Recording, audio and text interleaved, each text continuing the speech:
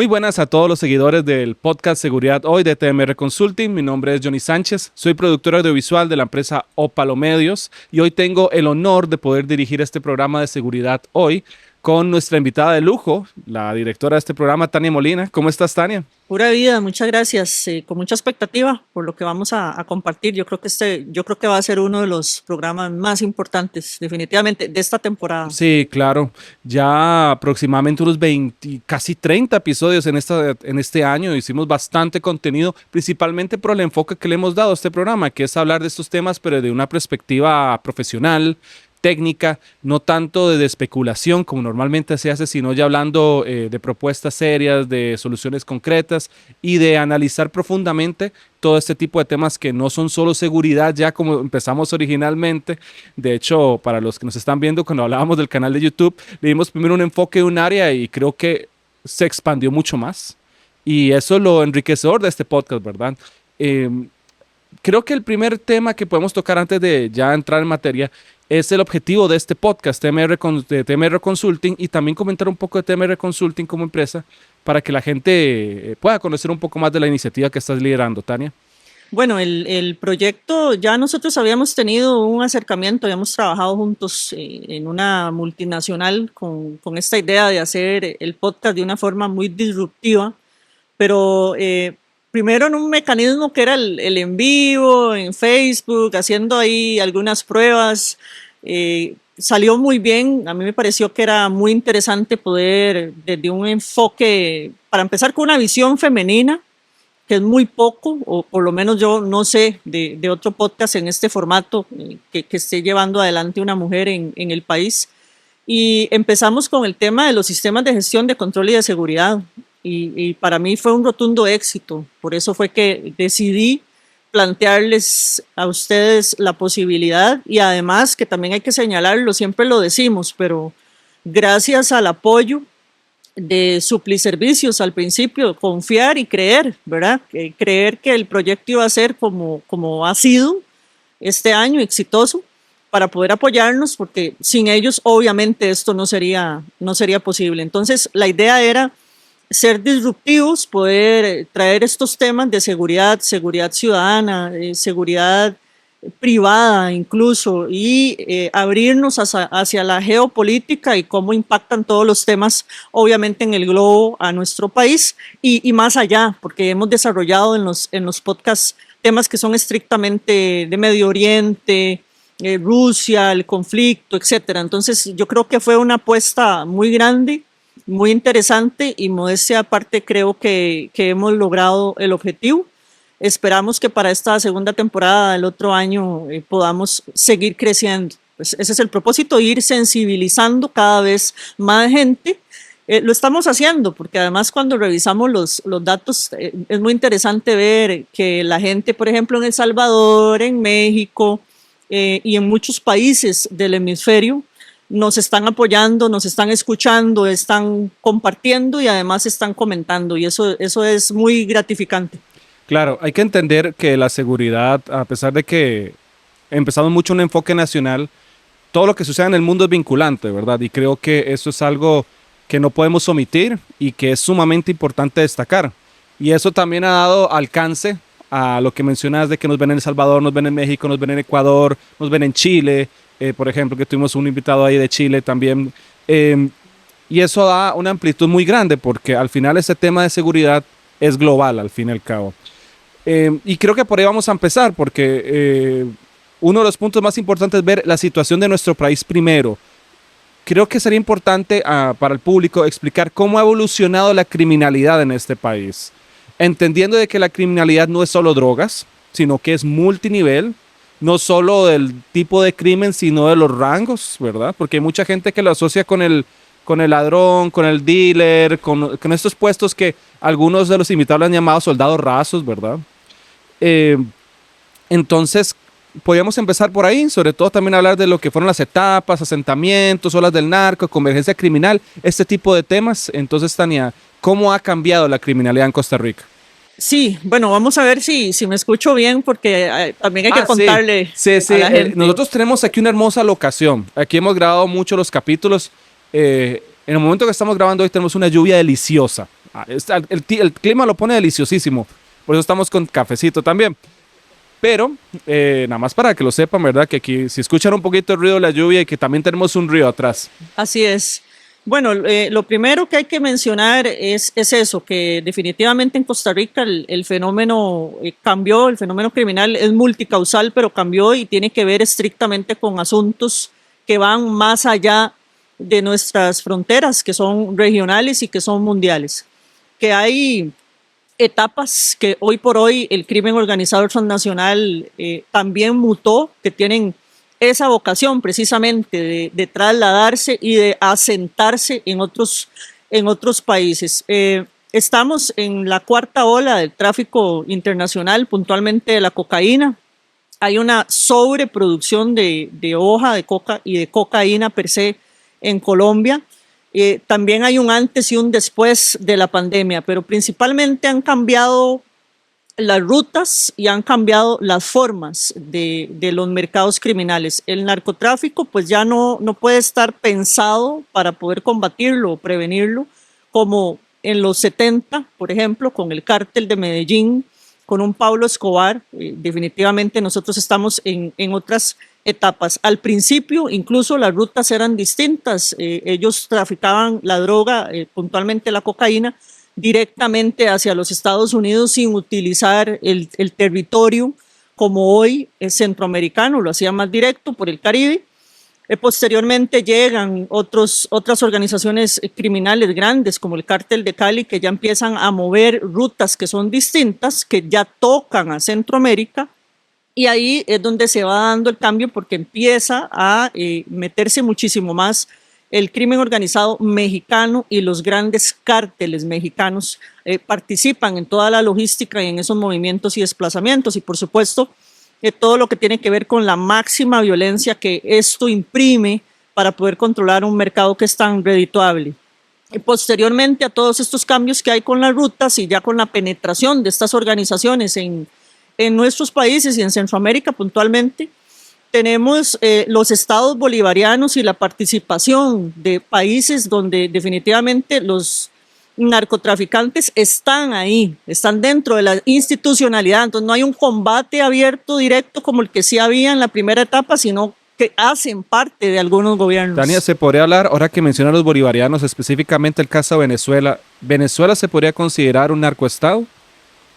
Pues así se analiza, que definitivamente cuando se habla del cártel de los soles o cuando se habla de organizaciones que están traficando droga, sí hay que señalar que son un narcoestado porque hay sobrada evidencia de que definitivamente interactúan con un gobierno que además, pues obviamente es como un Nicaragua, ¿verdad? Estamos hablando de un régimen, estamos hablando de un régimen autoritario, de una persona que está hoy por hoy de una forma absolutamente irregular. El mundo lo sabe, todo este proceso de las elecciones en Venezuela. Pero más allá de eso, sí, efectivamente se sabe de las organizaciones grandes que están en muchos mercados criminales que tienen que ver con trata, con tráfico, con contrabando, no solo con el narcotráfico, operativizando desde la institucionalidad. Eso en una tercera etapa. Y luego ya llegamos a lo que tenemos hoy por hoy en la región, que es el ascenso también de las drogas sintéticas. Vemos una crisis como la que hay en Estados Unidos con el asunto del fentanilo y los nitocenos y otras drogas sintéticas que son muy pesadas, y la crisis que además ellos tienen con los medicamentos. Pero hay una participación más activa de mafias europeas. Entonces ya hay participación de la mafia italiana, de mafias que están en Turquía, mafias también que operan en el continente asiático. Entonces, como hay una participación de este tipo de mafias en América Latina, para poder controlar ese mercado de las drogas sintéticas también pues hay muchísima más violencia y están compitiendo estas organizaciones que son extracontinentales, compitiendo por el control con las organizaciones o las redes criminales que ya de por sí son propias de la región, que son de México, que están operativizando en Colombia, y hoy por hoy se ve cómo ha ido un incremento de la violencia, por ejemplo, en un país como Ecuador. ¿verdad? Que hay muchísima violencia con las organizaciones criminales y que hasta hace muy poco era uno de los países más seguros de la región y que hoy por hoy, en cuestión de un quinquenio, tuvieron un aumento de homicidios dolosos de un 800%.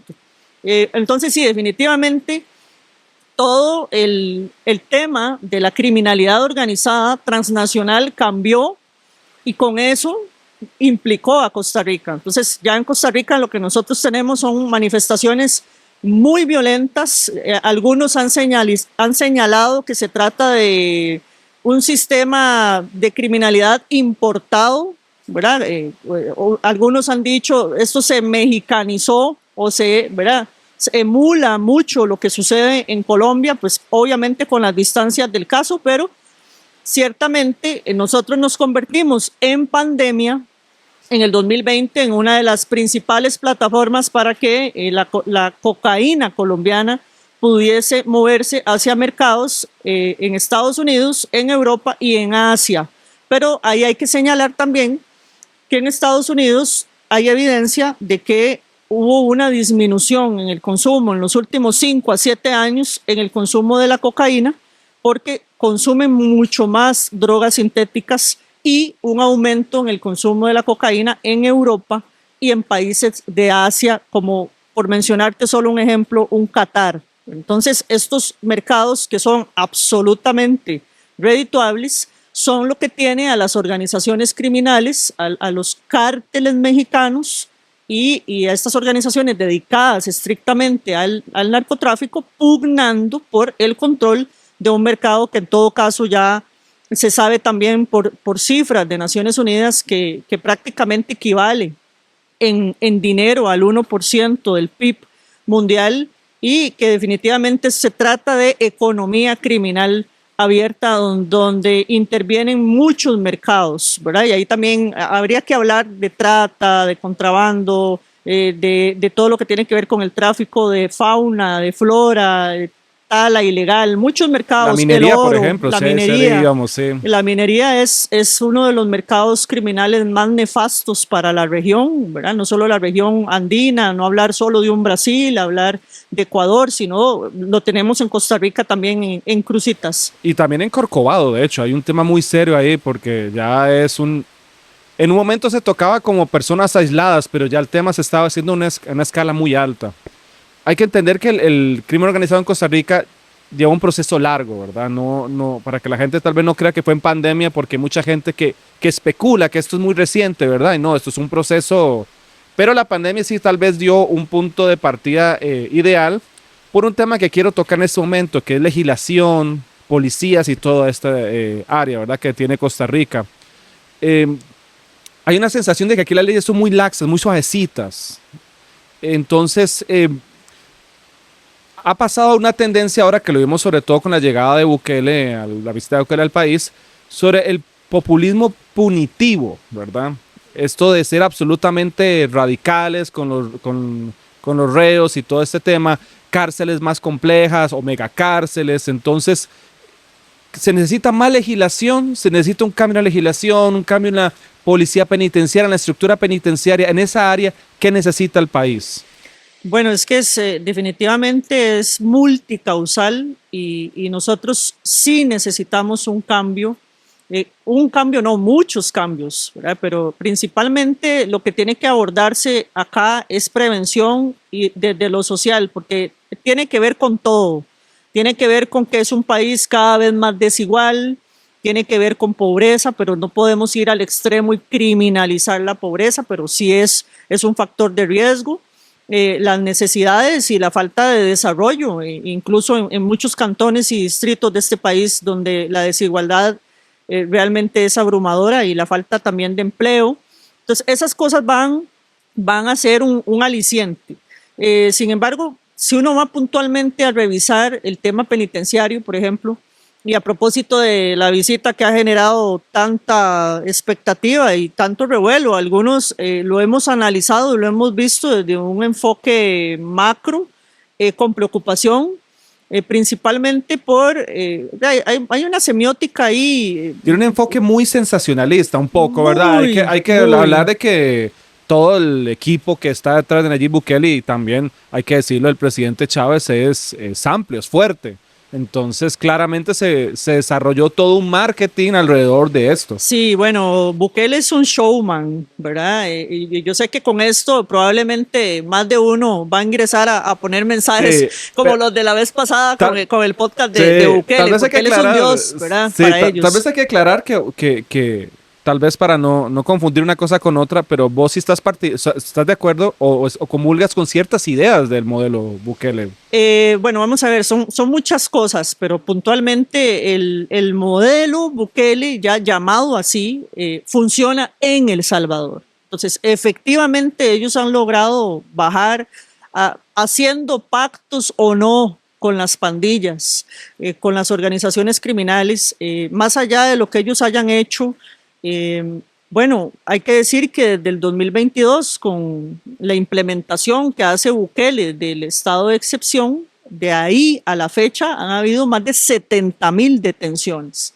Y hay que señalar también que El Salvador tiene al 1.5% de la totalidad de sus habitantes en cárcel, ¿verdad? Entonces, cuando se va a hablar del sistema penitenciario y se va a analizar la coyuntura, yo siempre digo que hay que hacerlo con mucho respeto y poniendo una distancia, porque somos muy diferentes. Entonces, el fenómeno pandilleril en El Salvador era absolutamente homogéneo y fue una situación que no solo tiene larga data, sino que además pues había gobernanza criminal y ellos sí, prácticamente tenían el control absoluto del país. Esa era la realidad, eran el país más peligroso del mundo, ni siquiera de América Latina.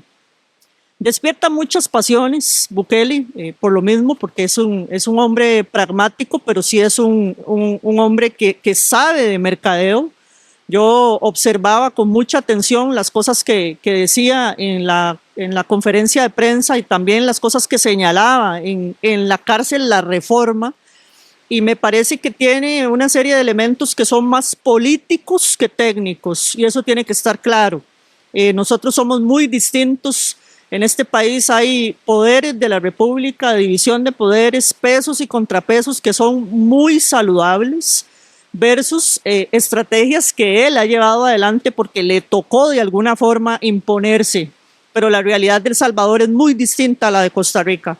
Llegar con miembros del ejército fuertemente armados e ingresarlos a la Asamblea Legislativa es una cosa... Creo que eso establece una línea para un grupo opositor y quitando cualquier matiz que uno pueda tener, poner un ejército ya te dice, te pone tus límites. O sea, sí, llama mucho la atención. Todas las autoridades y las personas que están en el ámbito político mundial vieron con preocupación que pasara una cosa como esa. Lo que pasa es que ahí yo vuelvo, despierta mucha pasión, él llama mucho la atención, a la gente le gusta. En América Latina además la gente está dispuesta a renunciar incluso a ciertos derechos y así lo han dicho según los últimos estudios que hacen mediciones y encuestas. Los latinoamericanos están dispuestos a tener o vivir en un sistema autoritario con tal de que se les garantice la seguridad. Y bueno, no en vano, por la naturaleza un poco, por un asunto cultural de América Latina, es que las organizaciones criminales per se han encontrado un buen ecosistema para subsistir, asentarse y crecer, ¿verdad? Por la violencia que imprimen, porque este es el sitio del mundo donde más homicidios dolosos se cometen. Pero la respuesta que se puede dar en un país como El Salvador, yo vuelvo otra vez ahí, versus un país como Costa Rica, que tiene una de las democracias más sólidas, no solo de América Latina, sino del mundo, y tenemos defectos y tenemos cosas que definitivamente hay que corregir porque no somos perfectos, pero es un sistema de pesos y contrapesos que ha funcionado y que tiene que seguir funcionando. Yo creo que esa es la clave. Aquí la solución política radicaría más en de una vez por todas ponerse de acuerdo para los proyectos o para las acciones que sí se necesitan, porque la política criminal no es solo el Ministerio de Seguridad Pública, sino que incluye un montón de actores y actrices, por ponerlo así, que tienen que ponerse de acuerdo y tienen que poner un poquito más de voluntad, porque leyes tenemos un montón. Eso ya se sabe, que nosotros tenemos una ley para cada cosa y hay ley sobre la ley a veces. Entonces, ¿es eso un poquito más de voluntad? ¿O se ocupan las leyes? ¿O se ocupa que los otros personajes que deciden política criminal se involucren? Se ocupa de todo, de lo que acabas de decir. La voluntad política es imprescindible. Yo creo que hoy por hoy, como Costa Rica se encuentra con todos los puentes quemados, es muy difícil que se logre. Yo creo que ya no se logró. En este gobierno no se va a lograr. Desde el principio se dieron problemas, no solo con los otros poderes de la República, sino con la Contraloría General de la República, con los medios de comunicación, y ha sido muy difícil que puedan articularse, porque sí, la política criminal del país no pasa solo por Zapote, por el Ejecutivo, no solo el Ministerio de Seguridad Pública es el responsable de generar, ahí valga la redundancia, política pública de prevención en pro de solucionar brechas sociales, problemas que son absolutamente económicos. Bueno, ahí podrían decir, ahí está el Banco Central, está el Ministerio de Economía y todos los ministerios están bajo la gran sombrilla de un poder ejecutivo. Entonces sí es responsabilidad del presidente de la República, no solamente es responsabilidad del presidente de la República. Ahí tenés, por ejemplo, al juez de ejecución penal y el rol que juega los jueces, la justicia en un país para prevenir que se cometan más delitos, para prevenir reincidencia.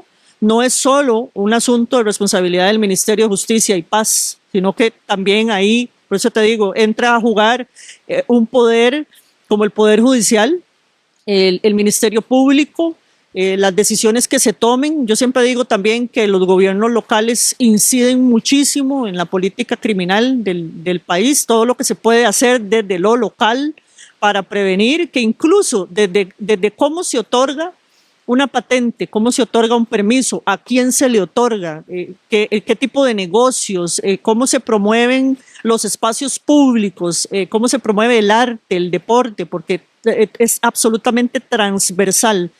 Entonces ahí es donde ves que definitivamente se trata de gobiernos locales, el gobierno de la República, el Poder Judicial, la Asamblea Legislativa con las reformas, pero hoy por hoy estamos inmersos en discusiones que son absolutamente estériles, que no permiten que se pueda solucionar y que se pueda avanzar, pero tampoco es una solución lo que señala un Bukele en el Teatro Nacional, en la cena, sobre la importancia de que todos se pongan detrás, que ese fue el mensaje, ponerse detrás del presidente para que él sea el capitán, para que él sea el líder, para que pueda, ¿verdad? Palabras más, palabras menos, pero dijo detrás del presidente. En Costa Rica no funciona así.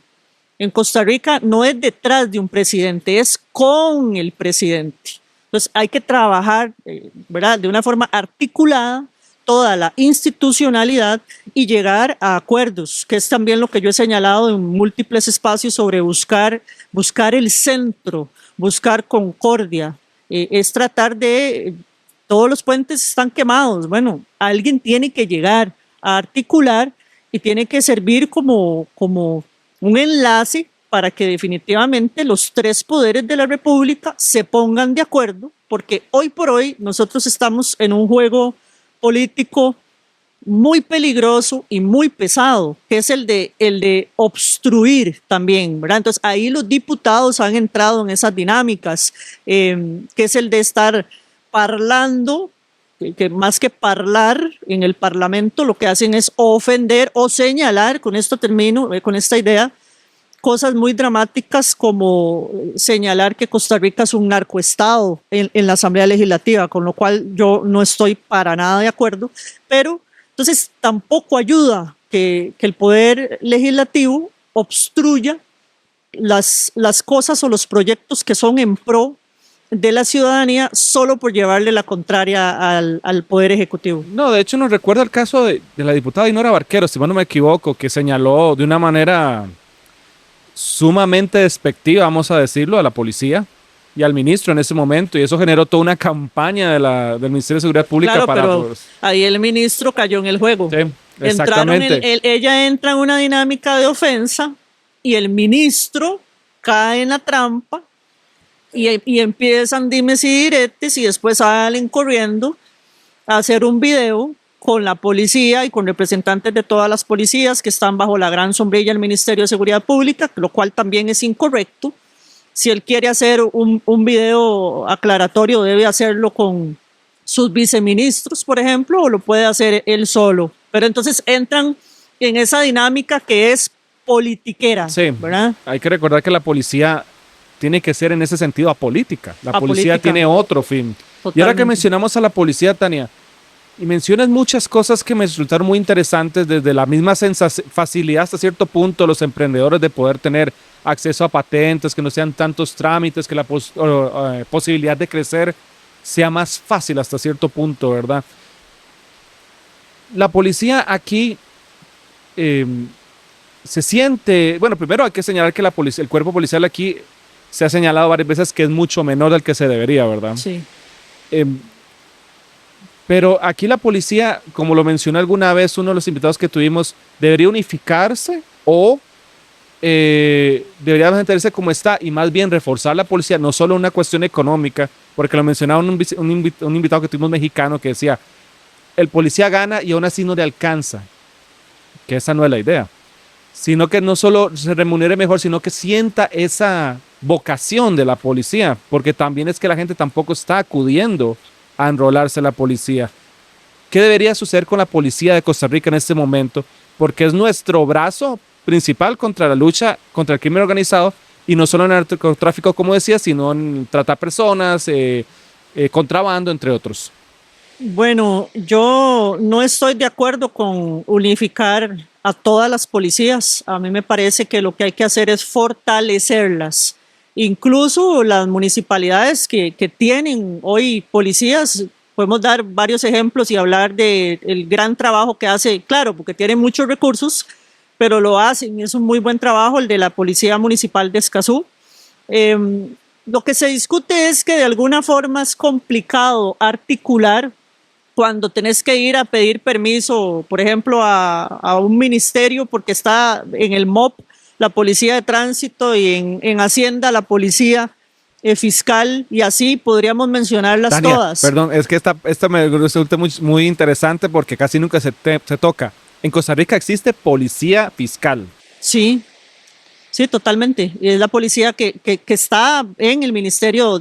Hacienda tiene la policía fiscal y la policía fiscal pues obviamente también obedece a todo el tema de aduanas, contrabando. Tenemos a la policía de migración y así te puedo mencionar muchas de las policías que están, más las policías de los gobiernos locales. Entonces, la propuesta de unificación de policía ha sido en torno a poder articular mucho mejor los temas que tienen que ver con la seguridad nacional por lo mismo, porque ahí hay asuntos que le corresponden a una policía puntual, especializada. Sin embargo, yo creo que lo que hay que hacer es seguir fortaleciéndolas y que cada día sean más profesionales, más allá de que todo esté bajo un solo mando del Ministerio de Seguridad Pública. Yo no estoy tan de acuerdo con esa concentración de poder. A mí no me parece una buena idea. Quizá es por un asunto de idiosincrasia, ¿verdad? de nosotros.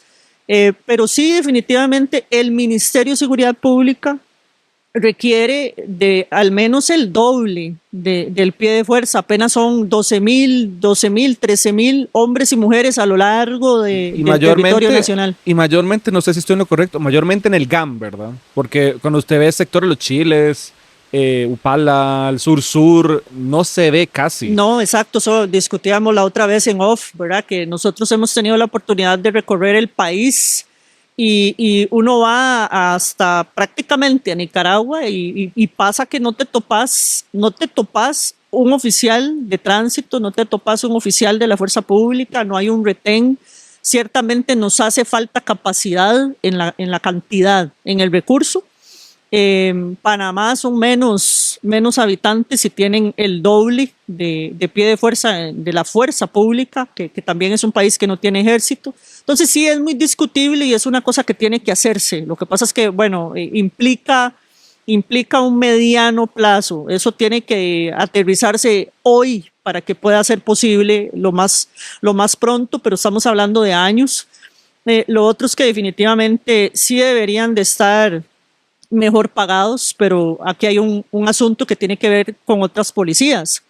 En el país nunca se habla de la policía penitenciaria y los policías que están dentro del sistema penitenciario, para mí, son unos de los que mejor deberían ganar. ¿Por qué? Porque ellos están de alguna forma institucionalizados. Y están entre los peores, ¿no? Están dentro de los que ganan peor y están ahí, ¿verdad? Eso es un sistema penitenciario, una cárcel, es un mercado criminal también ahí, intramuros.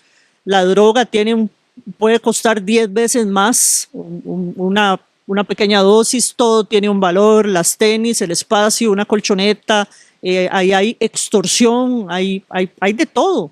Entonces, la policía penitenciaria sí debería de ser una policía que esté mucho más reconocida, no solo económicamente, sino más reconocida por los habitantes del país, sí, en condiciones es que hay delegaciones que son lamentables en realidad. Sí, y además, sí, las condiciones que son muchas veces infrahumanas, pero en la fuerza pública se ha ido resolviendo y se ha ido solventando, por ejemplo, con el Banco Interamericano que nos apoya, que se hace la inauguración de una subdelegación, etcétera.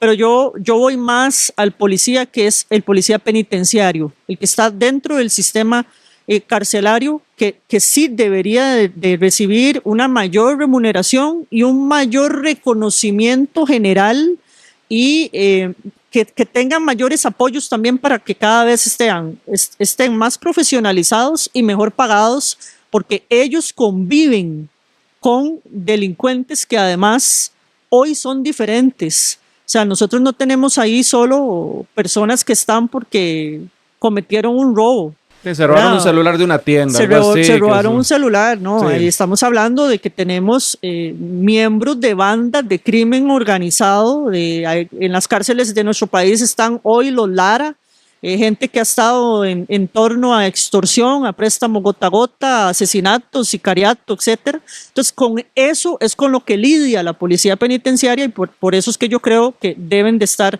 mucho más validados. Perfecto, Tania. Lo comentábamos el otro día, el fenómeno curioso que nos pasa cuando se nos va agotando el tiempo y no nos damos cuenta. Increíble. Sí. Vamos a pedir, pero ahí van a hacer una moción de orden para solicitar más tiempo a Ópalo Medios. Aquí detrás de cámara está Yesenia Rodríguez, entonces le vamos a pasar esa moción para ver cómo podemos resolver. Lleguemos a un acuerdo a propósito de la concordia. Por supuesto. Voy a tomarme la licencia de hacerte un par de preguntas más, porque hablaste de la policía en varias categorías que hay. Y esto lo voy a apalancar con el tema internacional del momento, ¿verdad? Una de las policías que tenemos es la migración, ¿verdad? Perfectamente, y la policía en fronteras también. Ascendió Trump y tenemos una cuestión de que Trump va a empezar a pedir esfuerzos iguales, ¿verdad? Sobre todo con el tema de la migración, de estas caravanas que se desplazan por Latinoamérica. ¿Qué tanto puede afectar o mejorar, porque puede mejorar, la llegada de Trump a este país? Bueno, muchos estamos con un poquito de preocupación y de recelo en cuanto a lo que pueda pasar, porque sí o sí, aunque nos haya gustado que llegue Trump por segunda vez versus la oferta que presentaba Kamala Harris, es preocupante porque entre más exista una reacción violenta, entre más haya controles, obviamente hacia el norte y hacia el sur, eso va a producir un efecto globo que es un hecho y también eventualmente se puede dar el fenómeno del desplazamiento. Y ahí es donde una organización transnacional como el Tren de Aragua, que se mueve aprovechando las olas migratorias hacia los Estados Unidos, ellos son los que tienen la mayoría del control de estos desplazamientos migratorios para explotar los mercados criminales, todo lo explotan, ellos le cobran al migrante, no solo se les extorsiona, sino que hasta el agua que ellos se van a tomar pasando por el tapón del Darién, eso está manejado por organizaciones criminales transnacionales. Entonces, puede traer consecuencias por un desplazamiento, porque se vayan a topar no los migrantes per se, porque la migración no se puede criminalizar jamás, sino las organizaciones que penetran la migración, que están pretendiendo llegar hacia los Estados Unidos. Hoy se van a topar con un Trump, con una política mucho más reactiva, mucho más agresiva, proteccionista, con la cual yo estoy de acuerdo. Él tiene que velar por su país y por la ciudadanía. Y eso es una realidad. Es algo que uno busca un poco en este país. Totalmente, ¿verdad? Claramente. totalmente. Hay que tener control sobre las fronteras, porque además si no controlas tus fronteras, difícilmente vas a tener soberanía. Y yo ahí estoy de acuerdo con cosas que ha planteado, por ejemplo, sobre la doctrina Trump, el América Primero, que me mencionaba Joseph Umire, y tiene razón en cuanto a que definitivamente en un país hay que velar por las fronteras y hay que velar por la soberanía. Y si vos no tenés fronteras seguras y soberanía, difícilmente vas a tener democracia, Estado de Derecho, libertad. Hay una serie de elementos ahí que convergen. Pero para cerrar puntualmente esa pregunta, puede ser que se dé una reacción por efecto globo negativa, por lo que ya te señalé. Sin embargo, también hay que decir que nosotros, afortunadamente y hasta ahora, siempre hemos gozado de una gran relación con los Estados Unidos. Entonces, Estados Unidos, Comando Sur, véalo con la donación de los 10 escáneres que ya prácticamente van a entrar en operación. Se supone que ahora en diciembre entra en operación uno de los escáneres en el puerto en Caldera.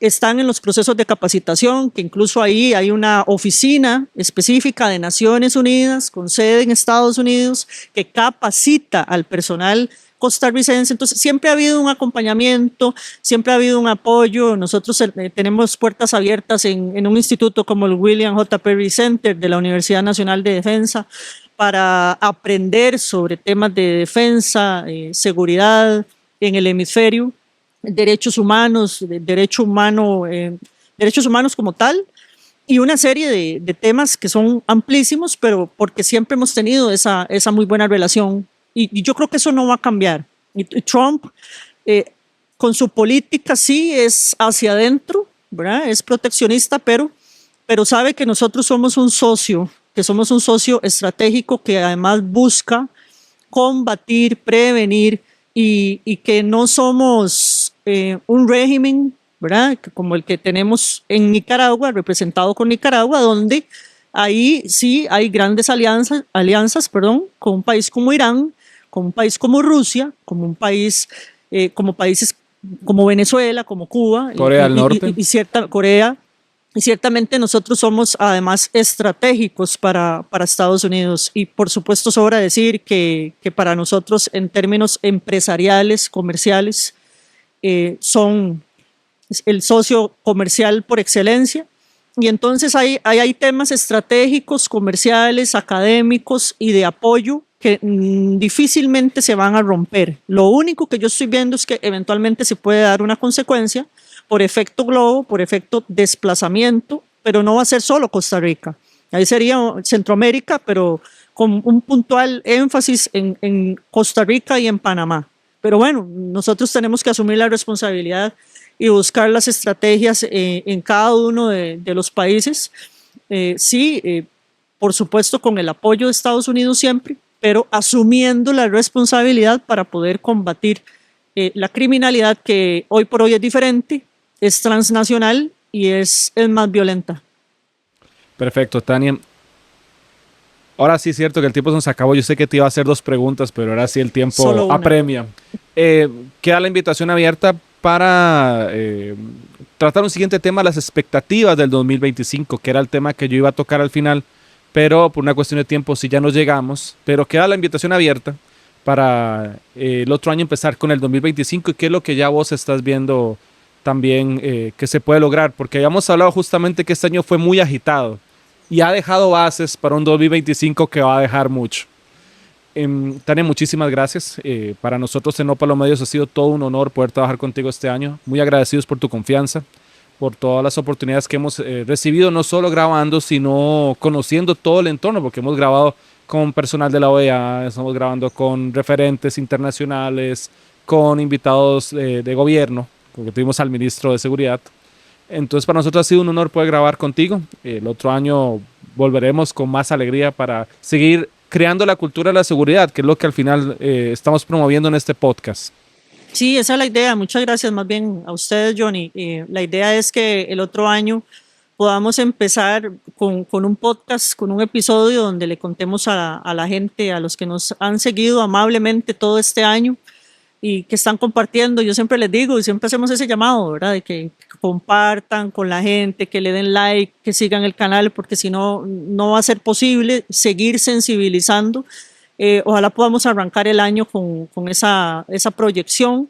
¿Qué es lo que se espera en términos de seguridad? Yo francamente sí adelanto que es muy difícil, muy difícil que se puedan dar grandes cambios. Se bajó lo que un poco, decíamos ¿verdad? al principio. Se bajó un poquito, sí, pero se ha logrado por ahí bajar va, la curva, pero los temas de seguridad ciudadana y la violencia, como todo, ¿verdad? Y en todas sus manifestaciones, no son solo el homicidio doloso. Y de eso vamos a hablar el otro año, si Dios lo permite, porque siempre nos quedamos en Costa Rica en términos generales y en los medios de comunicación se quedan ahí en la superficie. Es mucho más profundo que el homicidio doloso, es mucho más profundo que la nota amarillista de las balaceras, de los daños colaterales. Es algo muy grande, multicausal, pero bueno, vamos a seguirlo analizando y ojalá podamos empezar entonces con ese episodio en el 2025. Perfectamente, Ani, muchísimas gracias. 60% me dijiste en un momento del total de los homicidios es por este tipo de crímenes. Imagínense el otro 40% y que apenas bajamos un poquito de ese. Pero bueno, eso es un tema que dejaremos para el primer podcast del otro año. Muchísimas gracias a todos ustedes que nos han acompañado en este podcast Seguridad Hoy.